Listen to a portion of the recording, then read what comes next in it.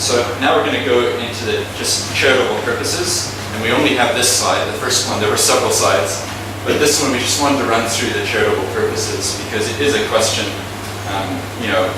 That first one, where do we fit in the 4 charitable purposes in order to fit into one of the purposes if and or when I'm ready to become a charity? And the B Corp's third sector, define and compare to charitable status, provide an overview of registering as a charity. Chris, do you want to run through the 4 purposes? Yes.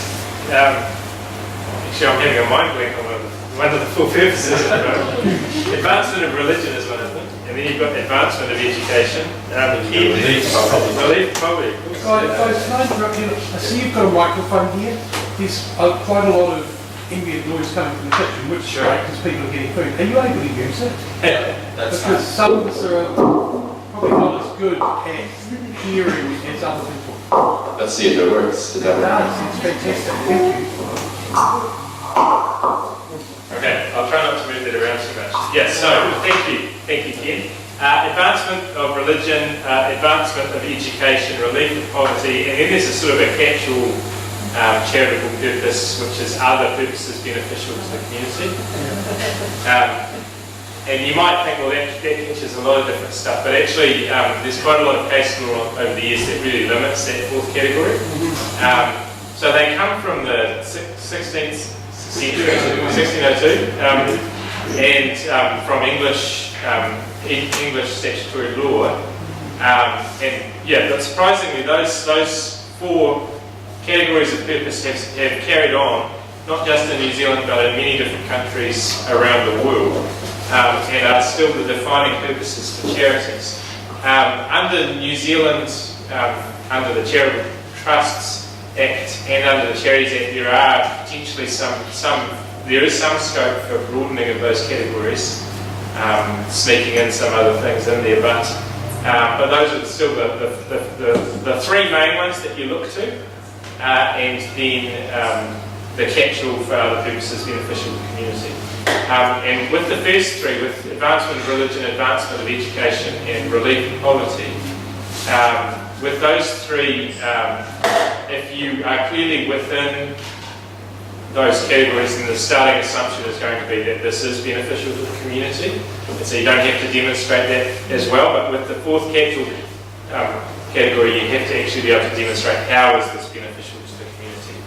And when it comes to registering a charity, obviously this is one of those areas that charity services, and it's mainly just charity services these days. It used to be also when you registered a charitable trust or went to IRD that they would look at these pretty closely, but by and large it's basically just charity services who looks at it closely now.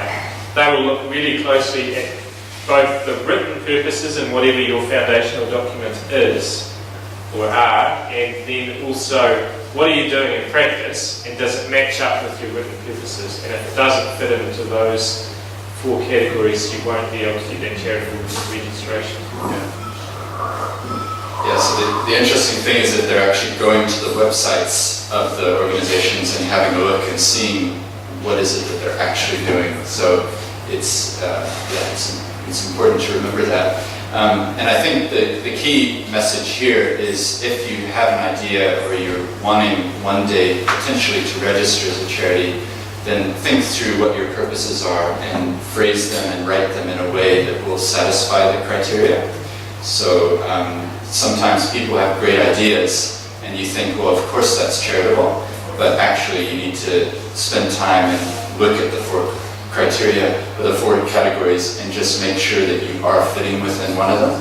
So sometimes we get people coming to us and we agree the idea they have is wonderful, and of course it's a great thing that they want to do, but they haven't articulated it clearly, and so it probably wouldn't fit within one of the criteria.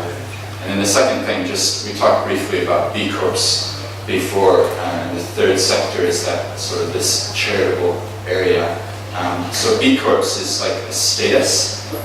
If you meet certain criteria, then your organization can become a B Corp, which stands for Benefit Corporation. And there must be about 200 questions that you go through and you tick and say, how many of your staff come from certain community areas, and what do you do with your profits, and how do you disclose your results. And at the end of that, if you get a certain number of points, then you can get the category of a B Corp. So it's not the same as being a charity, and we just thought we'd mention that. So it is that growing trend towards. And in New Zealand, there's a guy at Christchurch, he was actually traveling, the Tim Jones, who might come, if we run this again, he might come and tell you a bit more about what he's doing. But he's the advocate for it here in New Zealand. He's doing a great job of promoting it to people. So if you're interested, Tim Jones is the guy to talk to you more about that. So what's the advantage of people? Well, I think the advantage, in a way, is telling your story, because ultimately any business or organization has to tell their story. And if you can say, I'm a B Corp, it automatically, in people's minds, you've ticked a box that you've actually you've met the criteria. And the criteria, if you go to their website, it's a really long list, and they're really good questions. So it's actually really good to do as a discipline, because they ask all about environmental matters. You know, are you assessing your emissions, and how are you treating your staff, and where are you sourcing your, you know, are you recycling? It's very comprehensive. So yeah. And then I think, yeah, provide the overview of registering as a charity. I think that could take a long time. So we might just skip over that one given the time constraints. But if anyone's interested, come up and see us.